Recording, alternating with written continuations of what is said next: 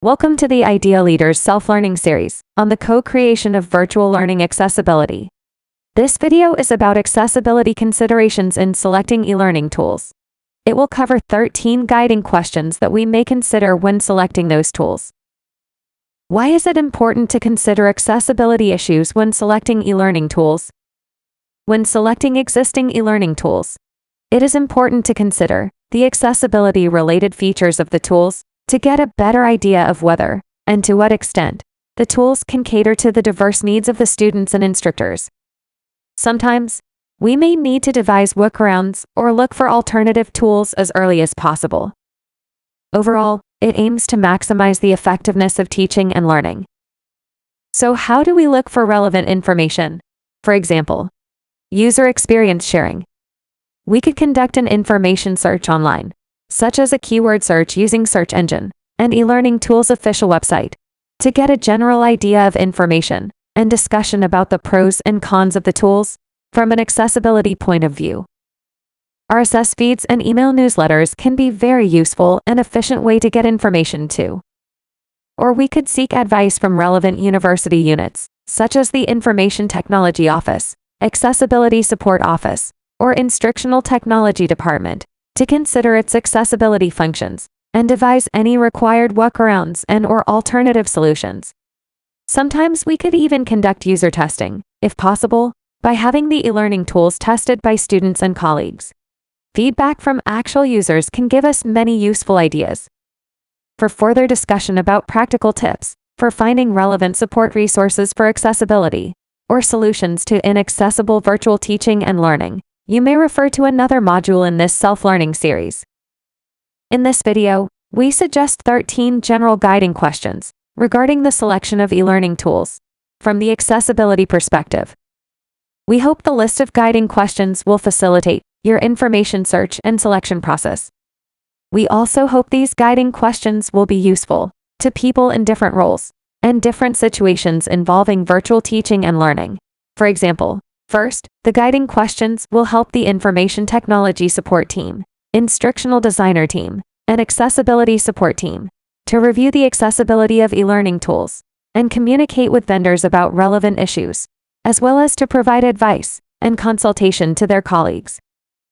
Second, the guiding questions will help instructors prepare for workarounds or alternative tools to match their teaching and learning activities as early as possible. Third, the guiding questions will help students assess their own needs and potential barriers to using the tools as early as possible, in order that timely accessibility arrangements can be made. Overall, these guiding questions will facilitate the communication between students, instructors, and the support staff teams. We will now go through the 13 general guiding questions one by one.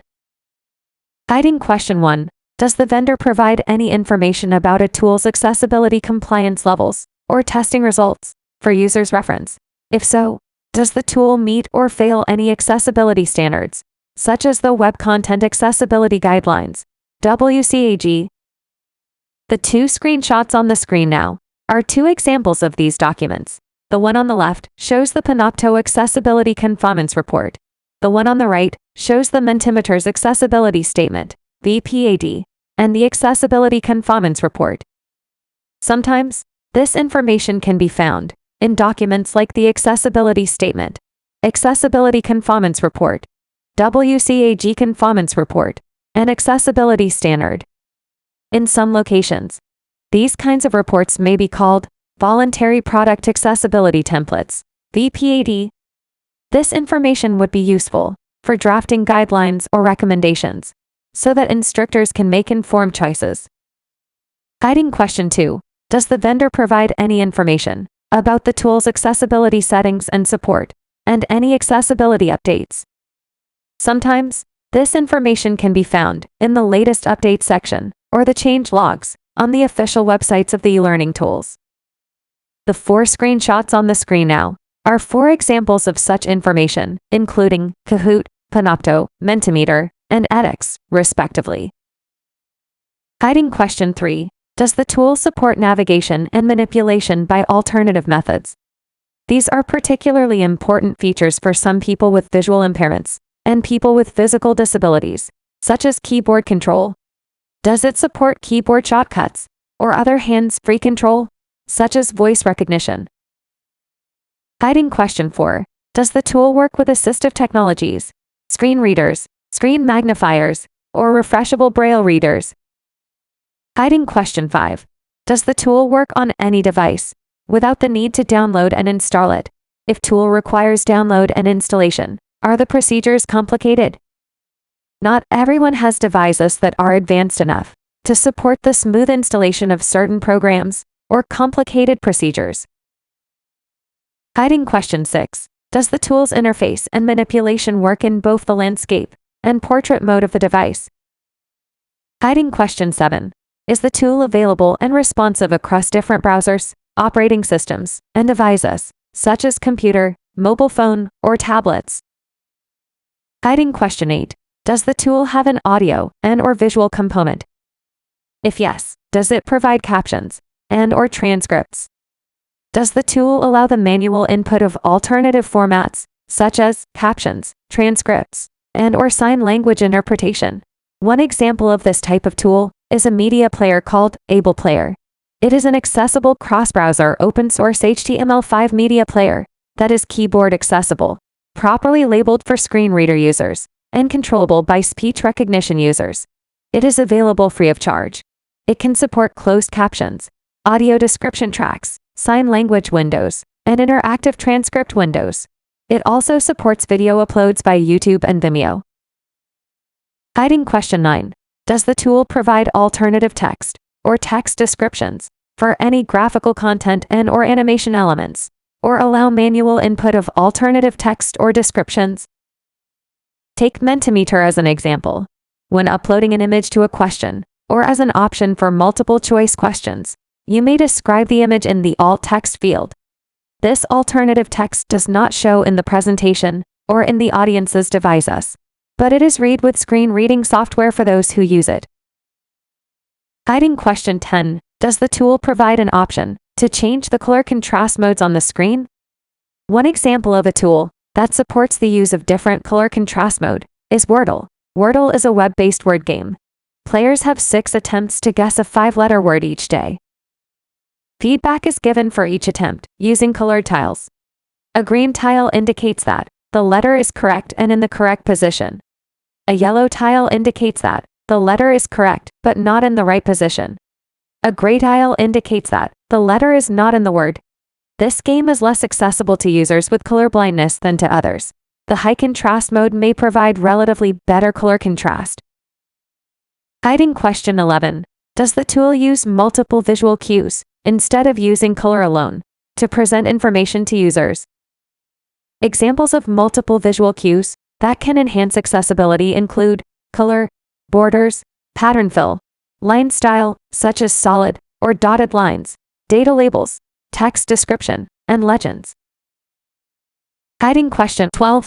Is the tool compatible with the personalized settings on the user's device? For example, can the tool override, temporarily disable, or require the user to change certain accessibility settings on the user's device when using it? Guiding question 13. Does the tool allow any alternative means of user engagement? Take Kahoot as an example. According to the Kahoot website, the Read Aloud game option is a mobile app feature that can be enabled on a player's device after joining a Kahoot game. It is available for free for all account types. To enable the Read Aloud game option, open a Kahoot in the mobile app, tap Study, and choose one of the study modes. Or you can accept an assignment that was shared by another user. Once you have started playing, tap the Read Aloud icon in the top right corner of the screen. The app will first read the question aloud, and then switch to the screen with answer alternatives, and read them aloud. Answer alternatives will be visually highlighted as they are being read out. For easier reference, here we have listed all the 13 guiding questions that we have mentioned so far. You may take a screenshot of the list for quick reference. Concluding remarks. We hope these guiding questions will facilitate your information search and selection process. It is important to note that getting a yes answer to each of the guiding questions does not necessarily guarantee that the e-learning tool is fully accessible or perfectly suitable for your students and teaching activities. It may be difficult, if not impossible, to find a tool that is fully accessible. However, failing any item, that is, getting a no or not sure response, means that there are inaccessible features that need to be addressed. Even if you discover that the tool has inaccessible features, it does not necessarily mean that you must not use that tool. Sometimes, it may be possible to think of workarounds to solve the problem. After all, accessibility is not merely a checklist of practices or designs. It is always important to consider individual contexts and the diverse needs of different individuals. Note that programs, tools, platforms, and operating systems are constantly and rapidly developing, along with changing accessibility functions. Always refer to the latest updates and any official change logs of the tool's accessibility features. Disclaimer. This video does not contain any business promotion elements. Software, programs, and operating systems are constantly and rapidly developing along with changing accessibility functions. Statements in this video about the functions of any software, programs, and operating systems may no longer represent the current status. The recommended practices in this video are not exhaustive or the best solutions for each situation. It is possible that the hyperlinks of the cited resources in this video might be edited or removed by the corresponding contributor after publication of this video. Acknowledgement. This project is funded by the UGC Special Grant for Strategic Development of Virtual Teaching and Learning. The first author, Gloria Ma, would like to acknowledge the support of the postdoctoral fellowship scheme offered by the Research Grants Council of Hong Kong. This work is licensed under Attribution Non-Commercial Share Alike 4.0 International. To cite this video, please follow the suggested citation on screen now. You may also refer to the text version of the suggested citation below the video player on the webpage. For more guidelines on creating accessible digital educational materials and virtual learning environments, please refer to our Virtual Learning Accessibility Toolkit at https://vlaccessibilitytoolkit.hku.hk or download the full text in PDF from HKU Data Repository. You may scan the QR code on screen now to visit the database.